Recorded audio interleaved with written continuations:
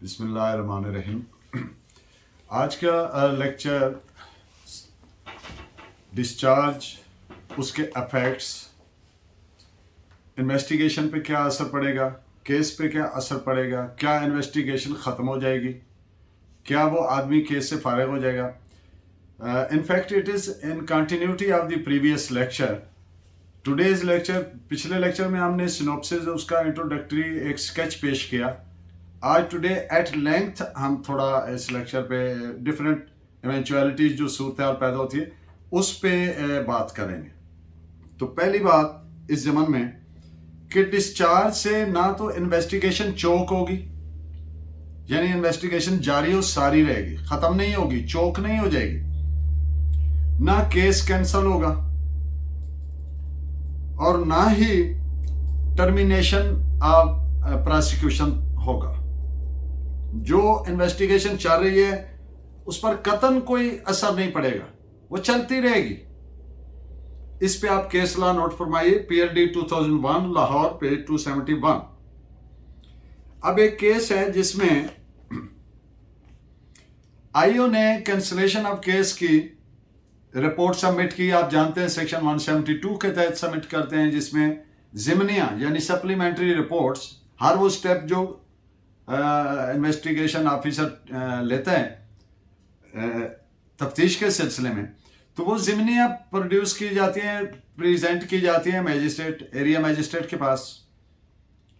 तो मैजिस्ट्रेट साहब यहाँ पे एक बात याद रखने की है कि ये केस है कत्ल का, तो रिपोर्ट कैंसलेशन पेश कर दी आईओ ने और मैजिस्ट्रेट साहब ने एग्री कर लिया। अब बात यह है कि अगर एग्री ना करे तो भी वो उसको ये डायरेक्शन नहीं दे सकता कि चालान पेश करो। अब अगर कोई ऐसा जुर्म जो काबिल समात मैजिस्ट्रेट है ही नहीं, तो फिर मैजिस्ट्रेट साहब क्या उस पर कर सकते हैं कि वो सेशन जज साहब को फॉरवर्ड करेंगे, क्योंकि केस उसके इख्तियार समात में नहीं है, ट्रायबल बाय मैजिस्ट्रियल कोर्ट नहीं है, ट्रायबल बाय सेशंस कोर्ट है। तो इस पे आप अगर वो जो मैजिस्ट्रेट का ऑर्डर था वो हाई कोर्ट ने सेट असाइड किया कि this order is without jurisdiction. इस पे केस लॉ नोट फरमाइए, 2000 YLR पेज 2858। अब एक बात है कि जिस आदमी को डिस्चार्ज किया गया है, क्या उसका चालान होगा? सादा जुबान में बात कर, चालान होगा, यानी सेक्शन 173 की रिपोर्ट यानी चालान जो पेश करता है आईओ, क्या उसमें उसका जिक्र होगा, नाम होगा या नहीं? द आंसर इज होगा। और जो कोर्ट है, ट्रायल कोर्ट, चाहे वो मैजिस्ट्रियल काबिल समात है, ट्रायबल बाय मैजिस्ट्रेट है, चाहे वो सेशंस कोर्ट है, अब कोर्ट में आ गया तो कोर्ट उस आदमी को तलब कर सकती है बतौर मुलजिम। कौन सा आदमी? जिसका नाम खाना नंबर 2 में है, कालन नंबर 2। और कालन नंबर 2 में किसका नाम होता है? जो तफ्तीश के दौरान बेगुनाह होता है। और बेगुनाह तफ्तीश के दौरान किस आदमी को कहते हैं? यानी जो इल्जाम उस पर FIR में लगाया गया, उस इल्जाम की तायीद में इल्जाम लगाने वाले ने कोई ठोस सबूत शवायद ना दे सका और ना दौरान तफ्तीश कोई और ऐसे हालात वाक़यात सामने आए जिनसे पता चले कि इस जुर्म से इसका कनेक्ट होता है, कोई रोल सामने आता है। तो जब कोई रोल सामने नहीं आता तो वो कहते हैं ये हमारी तफ्तीश के मुताबिक तो ये बेगुनाह है। तो जब वो बेगुनाह होता है तो उसको कॉलम नंबर 2 में लिखते हैं। तो ट्रायल कोर्ट में उसको ट्रायल फेस करना पड़ेगा, चाहे वो उसको डिस्चार्ज कर दिया हो मैजिस्ट्रेट साहब ने। अब यहां पे बात आ गई डिस्चार्ज, उसके कॉन्सिक्वेंस। एक कॉन्सिक्वेंस तो पहले बता दिया, दूसरा कॉन्सिक्वेंस क्या है कि वो ट्रायल फेस करेगा और ट्रायल कोर्ट को उसको बुलाने के लिए खाना नंबर 2 के मुलजिम को कोई इजाफी रीजनिंग या एविडेंस रिकॉर्ड करने की जरूरत नहीं है। जो मटेरियल ऑन दी रिकॉर्ड है दैट वुड सफाइस।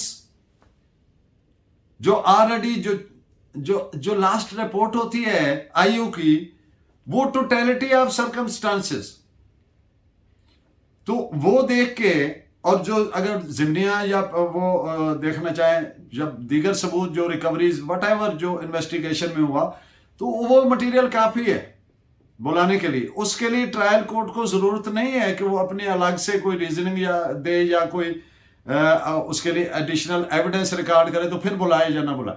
वो उस मटेरियल की बुनियाद पर ही उसको बुला सकते हैं to make him face trial. This is PLD 2001 Lahore, page 271। अब एक आदमी को मैजिस्ट्रेट साहब ने, वो जो पुलिस ने इन्वेस्टिगेशन मैजिस्ट्रेट साहब के सामने रखी कि ये बेगुनाह है, और मैजिस्ट्रेट साहब गॉट कन्विंस्ड और उन्होंने उसको हालात वाक़यात को सामने रखते हुए डिस्चार्ज कर दिया। तो क्या ये इस आर्डर से जो अग्रीव्ड पर्सन है, यानी जो मुद्दई है, तो क्या वो इसके खिलाफ रिवीजन कर सकता है? अब पहले एक बात कर चुके हैं कि रिवीजन होती है जुडिशियल आर्डर के खिलाफ। ये आर्डर कौन सा होता है डिस्चार्ज? ये एडमिनिस्ट्रेटिव इन नेचर है। एग्जीक्यूटिव कहें इसको, या मिनिस्टेरियल कहें, या एडमिनिस्ट्रेटिव इन नेचर कहें, या सुपरवाइजरी जुरिस्डिक्शन कहें। तो जौन सा भी आर्डर एडमिनिस्ट्रेटिव इन नेचर होगा, उसके खिलाफ क्या होगी? उसके खिलाफ रिट पिटीशन होगी। कॉन्स्टिट्यूशनल पिटीशन कहते हैं, पंजाब में कहते हैं रिट पिटीशन, सिंध में CP बोलते हैं, कॉन्स्टिट्यूशनल पिटीशन। यानी मकसद वही है कि आर्टिकल 199 के तहत उसको इम्प्यून किया जा सकता है। इस पे आप केस लॉ नोट कीजिए, PLD 2001 लाहौर, पेज 271। अब एक अथॉरिटी है कि जो केस ट्रायबल बाय मैजिस्ट्रेट नहीं है, मैजिस्ट्रेट का इख्तियार समात नहीं है, उसमें वो डिस्चार्ज नहीं कर सकता। इसमें मैं आपको केस लॉ लिखवाता हूं जिसमें हाई कोर्ट ने कहा कि ये इसका इख्तियार समात नहीं था और इसने बिल्कुल पेटेंटली इलीगल है, on the face of it ये आर्डर इलीगल। फिर इसके बाद मैं आपको एक केस लॉ लिखवाऊंगा जिसमें वो उसने किया डिस्चार्ज। तो अब आप देखिएगा कि ये दो डिफरेंट व्यू आ गए, लेकिन आगे चल के मैं आपको इसका बताता हूं कि वो क्या लॉ है, क्या प्रोसीजर है, किस तरह से वो कर सकता है, किस तरह से नहीं कर सकता है। अगर उस चीज को मद्देनजर नहीं रखा तो फिर वो ऑर्डर इलीगल होगा, अगर उस चीज को मद्देनजर रखा है तो फिर वो ऑर्डर लीगल तस्वर होगा। तो ये जो कोर्ट ने हेल्ड किया कि मैजिस्ट्रेट के काबिले इख्तियार समात में नहीं था, वो ट्राइबल बाय मैजिस्ट्रेट ही नहीं था, तो वो डिस्चार्ज किया तो इलीगल है। इस पे आप लिखें PLD 2001 लाहौर, पेज 271। अब ऑनरेबल सुप्रीम कोर्ट का एक फैसला है कि मैजिस्ट्रेट ने जब डिस्चार्ज करना है तो उस वक्त कोई एक्सट्रेनियस एलिमेंट्स उसने सामने नहीं रखने, अपने नजर ज़हन में वो नहीं रखने। क्या चीजें सामने रखनी है? रिकॉर्ड, एविडेंस, और एविडेंस कौन सी? Which is admissible in law. This is no evidence कि जी मुलजिम ने कहा है कि मैंने ऐसे किया, मैंने ऐसे किया। क्यों? मुलजिम तो कस्टडी में है, और मुलजिम when he is under arrest और इन कस्टडी, तो उसकी स्टेटमेंट बिफोर पुलिस ऑफिसर या IO is no statement in the eye of law as per vires of Article 38 and 39 of the Evidence Act, कानूनी शहादत।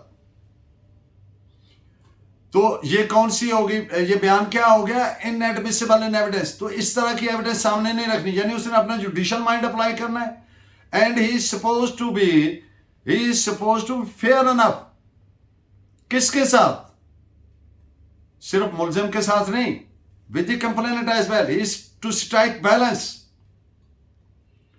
और हालातों वाकयात के मुताबिक अपना जुडिशियल माइंड अप्लाई करके फेयरली एंड इक्विटेबली फिर उसने इस नतीजे पे, हाँ उसने अगर कोई देखा एक्सट्रेनियस एलिमेंट्स कौन से हैं, which are not on the record but are in the rumors or in the news or in whatever other matter which is not directly mentioned or evidenced that is in the case, तो वो ऐसे कोई चीजें नहीं होनी चाहिए discharge करते वक्त। तो इसमें सुप्रीम कोर्ट का फैसला नोट फरमाइए 2002 SCMR पेज 239। एक दीन मोहम्मद साहब की किताब है जिसमें उन्होंने कहा कि वही आदमी कंप्लेनेंट भी हो और वही आईओ हो तो वो अल्लाह ही हाफिज है फिर। लेकिन CNSA के केसेस में ऐसी बात नहीं है। CNSA के केसेस हम कहते हैं ये मंशियात वगैरह के जो केसेस होते हैं, control of narcotic substances act के तहत जो आते हैं, तो इसमें अगर एक पुलिस ऑफिसर ने किसी आदमी को पकड़ लिया रंगे हाथों और उससे मंशियात रिकवर हो गई हैं और वो उनकी मुद्दइयत में पुलिस ऑफिसर के पर्चा दर्ज हो गया, अब तफ्तीशी भी वही हैं, तो इससे ये नहीं कहा जा सकता कि वो जो प्रेजुडिस हो गया अक्यूज, क्योंकि सेम आदमी कंप्लेनेंट है, सेम आदमी विटनेस भी के तौर पर भी लेटर ऑन पेश होगा जो आईओ है, तो आईओ भी वही है और बाद में विटनेस भी वही है, तो ट्रिपल उसकी कैपेसिटी होगी। तो in specially in narcotics cases ये इलीगल या अनलॉफुल तस्वर नहीं होगा। It is reported as 2021 Pakistan criminal law journal page 55। अब बात यह है कि डिस्चार्ज और इसमें कैंसिलेशन ऑफ केस एक ही चीज है या अलग अलग है। तो इस पे डिस्चार्ज और cancellation are entirely different things. वो जो डिस्चार्ज होता है वो सिर्फ डिस्चार्ज हो रहा है, he is being release from bond, और जब केस कैंसिल होता है तो वो दाखिल दफ्तर हो जाती है, वो खत्म हो जाता है, टर्मिनेशन ऑफ प्रोसिक्यूशन में मुमताज होता है। तो discharge under section 173 in respect of bond, और जो डिस्चार्ज होता है special order of magistrate section 63 that is in respect of arrest. High court ने मैजिस्ट्रेट के डिस्चार्ज का हुक्म देते वक्त जो हमारी गाइडेंस फरमाई है लाहौर हाई कोर्ट ने, उसमें है कि he must remain mindful of the facts and circumstances of the case. हालात वाकयात ज़हन में रखें जब डिस्चार्ज करने लगे, honestly and fairly to accused as well as to complainant, मुद्दई से भी और मुलजिम से भी equally according to nature of alleged crime, और evidence collected are likely to be collected. It is very important. उसको डिस्चार्ज इस तरह से नहीं करना जिसमें अभी पूरा इम्कान नजर आ रहा है कि इसमें एविडेंस आएगी। डिस्चार्ज तब करना है जब एविडेंस कंप्लीट हो चुकी है, तो 169 के तहत भी तभी रिहा किया जा सकता है, और डिस्चार्ज भी तभी किया जाए, not in at the initial stage. तो ये जो उससे हाई कोर्ट की गाइडेंस है डिस्चार्ज के बारे में, इस पे केस लॉ नोट कीजिए 2021 Pakistan criminal law journal page 1393। Special order of magistrate contemplates order under section 167। अब बात स्पेशल ऑर्डर किसके तहत होता है? 63 के तहत। 167 CRPC आप जानते हैं कि रिमांड इसके तहत मैजिस्ट्रेट देता है। अब इन दोनों को कंजाइंटली पढ़ना है, मिला के पढ़ना है, इनको अलग अलग नहीं पढ़ा जा सकता। तो इस तरह से इनका तो 167 में इनहेरेंट होती है जब देखा कि इल्जाम की नौयत ऐसी है कि बज़ाहिर तो ऐसा लगता है no case is made out, तो फिर उसमें 167 के अंदर इनहेरेंट है कि उसको डिस्चार्ज कर सकता है 63 के तहत। अब दोनों को मिला के पढ़ना है। इस पे case law AIR 1959 Madhya Pradesh page 147। अब एक अदालत ने कॉग्निजेंस ले ली तो फिर डिस्चार्ज नहीं हो सकता। जब कोर्ट कॉग्निजेंस ले लेती है ऑफेंस की तो फिर डिस्चार्ज नहीं हो सकता। यह भी एक सूरत हाल है। जब कोर्ट कॉग्निजेंस ले सकती है तो फिर उसकी डिफरेंट इवेंचुअलिटी सामने आएंगी। वो कौन सी हैं? या तो वो कन्विक्ट होगा, या वो एक्विट होगा, या सेक्शन 494 के तहत प्रोसिक्यूशन विड्रॉ कर लेगी। इन तीन सूरतों के अलावा कोई चौथी सूरत नहीं हो सकती। तो जब कॉग्निजेंस ले ली तो उसमें एक्विटल कैसे होगी? एक तो है कि सारी एविडेंस रिकॉर्ड होने के बाद केस राइप हुआ और मनतकी नतीजे पे पहुंच गया।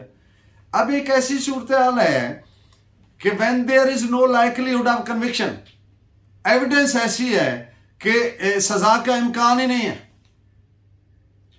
ऐसी सूरत हाल में कोर्ट को इख्तियार दिया। क्यों? कि एक तो उस पार्टी की जो एगनी है उसको मिनिमम किया जाए, प्रीशियस टाइम ऑफ कोर्ट जो है उसको बचाया जाए। किसी ऐसे केस के साथ प्रोसीड नहीं करना where and the court comes to, court is of the view that there is no likelihood of conviction, सजा का इम्कान ही नहीं है। To proceed with such type of case would be sheer wastage of time of the honorable court, as well as it will be aggravating the mental torture and agony of the accused as well as the complainant. तो उस वक्त दो sections है। अगर magisterial court try कर रही है तो 249A CRPC के तहत उसको एक्यूट कर सकते हैं, और अगर सेशंस कोर्ट के पास केस चल रहा है, ट्रायल कोर्ट है, तो फिर 265K के तहत CRPC के तहत उसको एक्विट कर सकती है। इस पे स्पेशल ऑर्डर ऑफ मैजिस्ट्रेट जो है कंटेम्पलेट से ये लिख लिया आपने। अदालत जब कागनिजेंस लेती है तो फिर डिस्चार्ज का कोई तुक नहीं बनता, फिर अगर डिस्चार्ज किया तो पेटेंटली इलीगल ऑर्डर है, क्योंकि legally it is not possible. तो remember, When something is not legally possible, तो वो कोर्ट को ऐसा ऑर्डर करती है तो it would be militating with the entire scheme of the CRPC because it is not permissible. तो इस पे आप केस लॉ नोट फरमाइए, PLD 2001 लॉ पेज 271। तो ये जो मैंने बात की कि जब कॉग्निजेंस ले ली तो फिर सिर्फ 3 रिजल्ट हो सकते हैं, कन्विक्शन, एक्विटल और withdrawal by prosecution under 494 CRPC। तो इस पे केस लॉ नोट फरमाइए, PLD 2001 लॉ पेज 271। अगर मैजिस्ट्रेट साहब विड्रॉ करें, डिस्चार्ज करें, डिस्चार्ज ऑर्डर पास करें, तो क्या पुलिस उस ऑर्डर को चैलेंज कर सकती है? पुलिस ने कहा कि ये हमें मजीद रिमांड चाहिए, ऑनरेबल मैजिस्ट्रेट ने उसको डिस्चार्ज कर दिया, तो क्या ऐसे ऑर्डर को पुलिस चैलेंज कर सकती है? The answer is no. Police उसको चैलेंज नहीं कर सकती, सिर्फ स्टेट कर सकती है। इस पे आप केस लॉ नोट फरमा लें, फिर मैं आपको रीजन इसकी बता दूं। 2001 Pakistan criminal law journal page 160। देखें, जो मुलजिम होता है उस पे इल्जाम होता है कि अब आप सुनते हैं सरकार बनाम फलां फलां, तो सरकार क्यों होती है मुद्दई? क्योंकि उस बंदे पे इल्जाम है कि उसने सरकार के बनाए हुए कानून को तोड़ा है, वायलेट किया है, इन्फ्रिंज किया है। तो इसलिए बेसिक जो कंप्लेनेंट होती है, असल जो मुद्दई होती है, वो रियासत होती है। State versus so and so, रियासत के बनाए हुए कानून को। तो इसलिए स्टेट कर सकती है, सरकार कर सकती है, पुलिस नहीं कर सकती। पुलिस के किसी ऐसे नहीं किया उसने, पुलिस के पास ये इख्तियार नहीं है, रियासत के पास है। स्टेट आएगी थ्रू इट्स जो भी प्रोवाइडेड उसका है। अगर दौराने इन्वेस्टिगेशन नाकाफी सबूत है तो क्या पुलिस रिलीज कर सकती है? इस पे एक दो चीजें हैं। एक सेक्शन 169 है, एक सेक्शन 170 है। जो officer in charge of police station है वो सेक्शन 170 CRPC 170, उसके तहत उसको रिलीज कर सकता है बॉन्ड लेकर, विद और विदाउट श्योरिटीज। तो दूसरा जो तफ्तीशी अफसर है, IO जो है, वो 169 के तहत कर सकता है। अब जो 169 कब एक्सरसाइज होनी है? At the completion of investigation. Always remember. और एक बात यहां पे और कर दूं, जो बाकी जितने भी पावर्स इस्तेमाल करते हैं डिस्चार्ज के लिए, जिस सेक्शन के तहत मैजिस्ट्रेट, मसलन 63, 173 सब क्लास 1 सब क्लास ए और 173 सब क्लास 3, इन सारियों को गवर्न करती है सेक्शन 169। कोई भी डिस्चार्ज की दुरुस्त नहीं है जब तक कि तफ्तीश मुकम्मल नहीं हुई। तफ्तीश मुकम्मल हो चुकी है तब वो एक्सरसाइज हो सकती है। तो इस पे आप केसला नोट फरमाइए। 2001 MLD पेज 1096। और अगर मैजिस्ट्रेट साहब के सामने पुलिस ने कहा जी हमें रिमांड चाहिए और वो समझते हैं कि इस मुलजिम को खिलाफ तो बाजार कोई केस बनता नहीं है, तो उसको वो डिस्चार्ज, इस पे भी केस ला एक नोट फरमाइए। PLD 2020 Lahore page 931। ये जो मैंने बात की कि तफ्तीश मुकम्मल होने पे, ये एक केस है जिसमें मैजिस्ट्रेट साहब के सामने रखा गया और पहले दिन ही जिस दिन वकूआ हुआ उसी दिन वो गए और पेश किया बंदे को और उन्होंने डिस्चार्ज कर दिया। तो हाईकोर्ट ने सेटिस्फाइड किया कि ये गलत किया, इट इज विदाउट जुरिस्डिक्शन। इख्तियार जरूर है बट इस इख्तियार को ऐसे नहीं करना to choke the investigation. Let the incriminating material pertaining to that offence get manifested, उसको सामने आने दें। फिर उसके बाद if you come to conclusion के no offence stands made out, then you are suppose to use this capacity. तो इस पे केस ला नोट फरमाइए। PLD 2020 Lahore 931। Special order of magistrate under section 63 का सिर्फ मकसद रिलीज है, ना कि इससे केस खत्म होता है। ये हम पहले बात कर चुके। और ना ही इससे इन्वेस्टिगेशन खत्म होती है। इस पे कुछ केसला और मैंने आपके लिए निकाले, वो आप नोट फरमाइए। PLJ 1984 criminal cases Lahore page 255 and PLD 2001 Lahore page 271 and 1984 Pakistan criminal law journal page 214। ना काफी मवाद मटेरियल मैजिस्ट्रेट साहब के पास। Special order 63 always is read with section 167, तो उसको डिस्चार्ज रिलीज कर सकते हैं। 1997 MLD पेज 1135। 63 के तहत मैजिस्ट्रेट साहब जब उसको एक्सरसाइज करते हैं तो मुद्दई के खिलाफ, कंप्लेनेंट ऑफ द FIR के खिलाफ कोई कार्रवाई नहीं कर सकते। वो ये केस हुआ जिसमें उन्होंने कहा ये इसने क्या पर्चा दर्ज कराया, इसने अब्यूज एंड मिसयूज किया प्रोसेस को, तो उसको हाईकोर्ट ने सेटिस्फाइड किया कि ये आपका इख्तियार ही नहीं है। This order is without jurisdiction. उसके अलग रेमेडीज मौजूद हैं। जो कंप्लेनेंट ऑफ द FIR है, जो मुलजिम जिसके खिलाफ झूठी FIR करवाई गई, उसकी रेमेडीज पे आगे मैं चल के बात करूंगा जो उसके पास अवेलेबल है। तो ये जो है कि मुद्दई के खिलाफ मैजिस्ट्रेट कोई कार्रवाई नहीं कर सकता। It is reported as 1985 Pakistan criminal law journal page 244। ये जो पुलिस के पास भी एक इख्तियार है cancellation of case, that is provided in police rule 24.7 1934, police rules 1934 24.7। तो इस पे ऑनरेबल कोर्ट ने इस फैसले में होल्ड किया कि ये जितने इख्तियारात हैं 24.7 या सेक्शन 63 या investigation, these are are tools and instruments in the hands of court for dispensation of justice.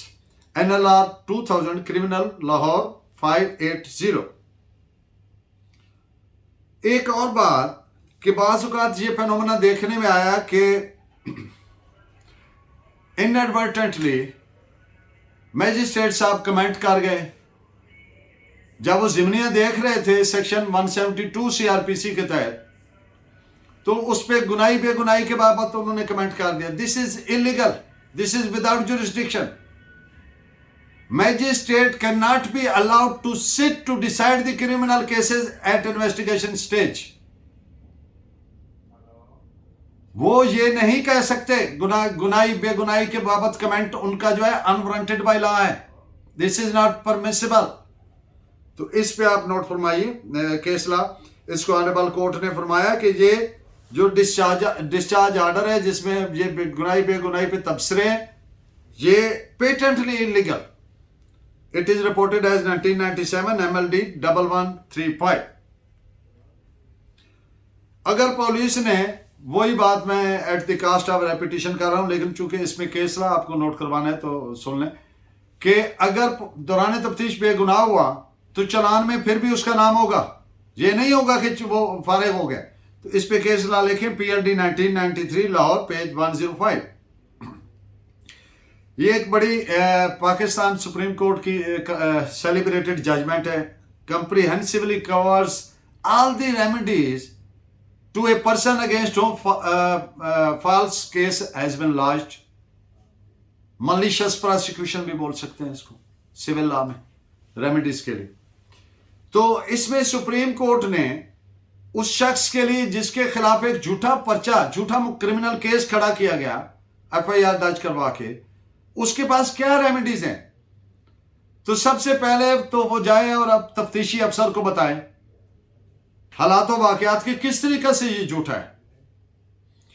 अगर IO से उसको रिलीफ नहीं मिलता तो फिर वो सीनियर पुलिस ऑफिसर के पास जाए। यहां पे एक बात आपके याद रखने की है, सीनियर पुलिस ऑफिसर चाहे SP है चाहे IG है, under the scheme of CRPC as provided by section 551 CRPC, the senior police officer shall be deemed to be the officer in charge of the police station. SP है, उसके territorial jurisdiction में जितने भी थाने आ रहे हैं वो सारों का ऑफिसर इंचार्ज है। IG के अंडर जितने थाने आ रहे हैं उनका ऑफिसर इंचार्ज है। ये बात कहां प्रोवाइडेड है? Section 551 CRPC। तो जब उससे एग्रीव्ड है एक आदमी तो वो क्या करेगा? वो सीनियर पुलिस ऑफिसर के पास जाएगा। तो सीनियर पुलिस ऑफिसर से भी अगर उसको रिलीफ नहीं मिला तो तीसरी स्टेज पे मैजिस्ट्रेट साहब के सामने पेश होगा, उनको अपना बेगुनाही के सबूत और शवाहद बता सकता है। और पुलिस जो है वो 169 और 24.7 पुलिस रूल्स के तहत और सेक्शन 169 और 170 CRPC के तहत उसको रिलीफ दे सकती है। अगर इन्वेस्टिगेशन कंप्लीट हो गई और बंदा स्टिल एग्रीव्ड है मुलजिम के मेरे खिलाफ ये झूठा केस है, तो फिर उसके पास क्या रेमेडी रह गई? तो फिर अब कोर्ट ने कॉग्निजेंस ले लिया, इन्वेस्टिगेशन कंप्लीट हो गई और कोर्ट ने कॉग्निजेंस लिया, तो वो कोर्ट के सामने 2-3 स्टेजेस आ गई। चार्ज फ्रेम होते वक्त भी वो बता सकता है, कोर्ट से पिटीशन कर सकता है कि मेरे खिलाफ चार्ज फ्रेम ना किया जाए। किस तरीके से? ये देखें मैं तो बिल्कुल बेगुनाह हूं। अच्छा, फिर दूसरा जब चार्ज फ्रेम हो गया तो फिर at any stage word use हुआ है। बरियत की दरखास्त देने के लिए अगर मैजिस्ट्रेट की अदालत है तो 249A CRPC के तहत, और अगर सेशन कोर्ट की ट्रायल है तो 265K CRPC के तहत। उसमें सेक्शन में कोई मरला, कोई वक्त मुकर्रर नहीं है, एट एनी स्टेज उसमें मेंशन्ड है। तो वो किसी भी वक्त वहां पे दरखास्त दे सकता है कि मुझे बरी किया जाए, इसलिए कि मेरे खिलाफ केस बनता ही नहीं है और मैं बेगुनाह हूं। और अगर कॉलम नंबर 2 में इसी जजमेंट में ये भी सुप्रीम कोर्ट ने हेल्ड किया कि कॉलम नंबर 2 का मकसद सिर्फ ये है, खाना नंबर 2 में आया कि बंदा दौरान तफ्तीश बेगुनाह हुआ, इसका कतन ये मकसद नहीं है कि ये इसके खिलाफ केस नहीं बनता या ये फारिग हो गया। तो ये जजमेंट आप नोट फरमाइए। This is 1998 supreme court SCMR page 1428।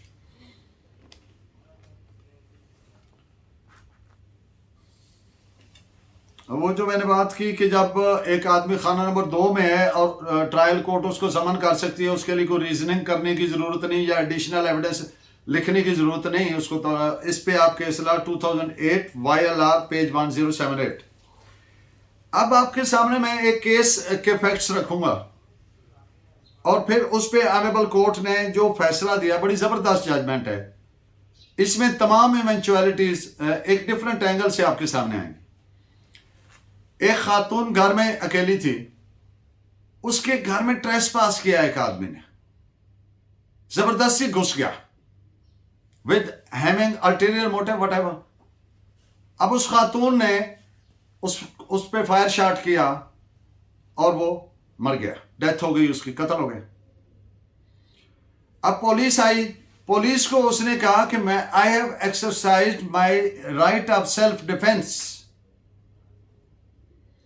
Police ने ना तो उसने अपना वेपन और जो बाकी जिंदा गोलियां थी, लाइव कार्ट्रिजेस थे, वो पुलिस को दिए। पुलिस ने ना तो उनकी फर्द मकबूजगी रिकवरी मेमो ना तैयार किया, ना ही उनको सील किया जो थी, ना ब्लड जो वहां पे पड़ा था उसका कोई सैंपलिंग की, ना उस बॉडी को उधर भेजा, ना वहां पे मौजूद लोगों के बयानात रखे।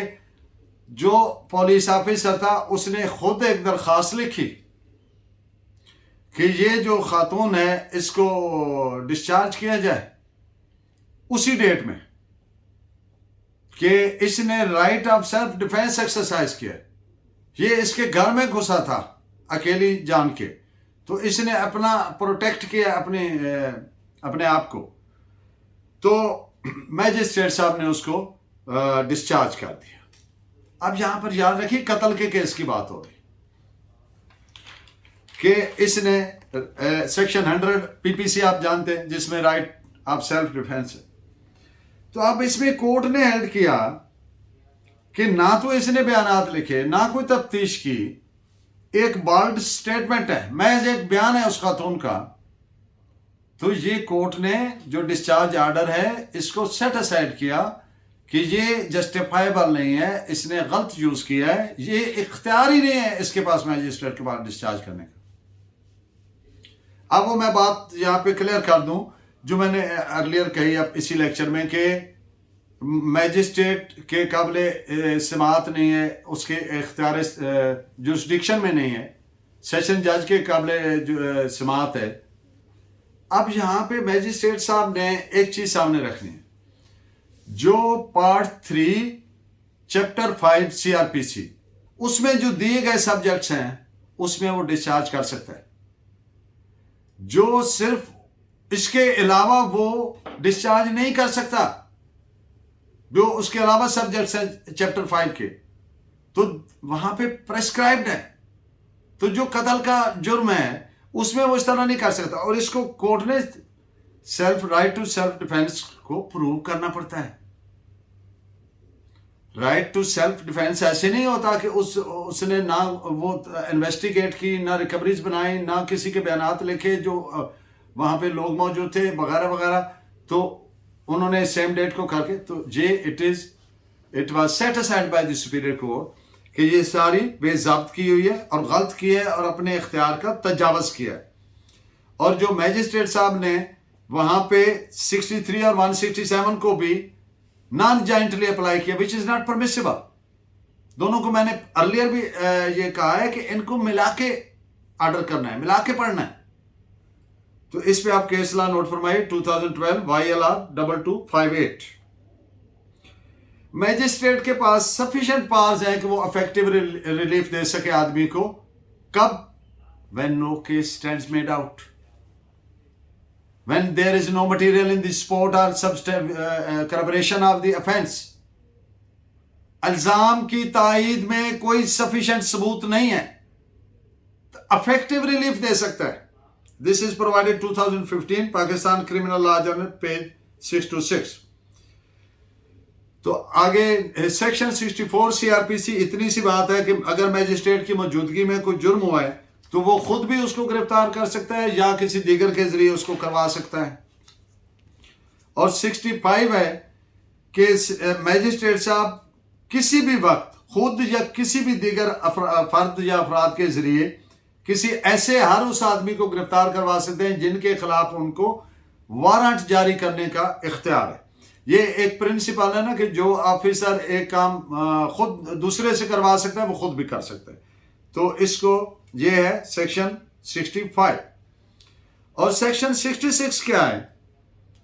अगर कोई शख्स पुलिस की कस्टडी से या इसको यूं कह लें किसी लॉफुल कस्टडी से भाग जाता है या लोग उसको जबरदस्ती छुड़ा लेते हैं, एस्केप करता है या रेस्क्यू करवा लिया जाता है, तो वो जो आदमी पुलिस ऑफिसर है या जो भी लॉफुल अथॉरिटी है जिसकी कस्टडी से भागा या छुड़ाया गया है, वो उसको कहां तक पीछा कर सकता है और पकड़ सकता है? यहां सर इस सारे पाकिस्तान तक उसका परसू कर सकता है, पीछा कर सकता है और उसको अरेस्ट कर सकता है. This is provided by section 66. And in the end of the lecture of today section 67 पे बात कर दूं कि ये जो सेक्शन 66 के तहत भागा हुआ या छुड़ाया गया मुलजिम है, इसको अरेस्ट करने के लिए सेक्शन 47, 48 और 49 जो है वो अप्लाई करेंगे. वो आपको पता है 47 इंग्रेस है. अगर कोई आदमी कहीं छुपा है तो पुलिस वाले को उसने आने की इजाजत देनी है. अगर इजाजत नहीं दी तो फिर पुलिस वाला उसके पास इख्तियार अगली सेक्शन में प्रोवाइडेड. अगर वहां पे जनान खाना है, लेडीज है, ये सेक्शन 48 है सीआरपीसी की, तो फिर उनको पहले कहेंगे कि आप साइड पे हो जाएं. उनका एहतराम, डिसेंसी रखी जाएगी और उसको अफेक्ट करेंगे, अरेस्ट को, जो आदमी छुपा है, मतलूब है, उसको गिरफ्तार करेंगे. और सेक्शन इस ज़मन में कोई खिड़की या रास्ता बनाया जा सकता है तोड़कर भी. अच्छा, सेक्शन 49 है कि एक आदमी छुपा हुआ और फ्री इंग्रेस नहीं मिल रही, वहां रास्ता नहीं मिल रहा, तो उसको पुलिस ऑफिसर को इख्तियार है क्या कि वो कुफल, कोई डोर, कोई खिड़की, विंडो ब्रेक करके एंटर हो सकता है. तो hope my lecture shall remain beneficial for you. Keep guiding me by your valuable comments. Allah Negeban. Thank you very much.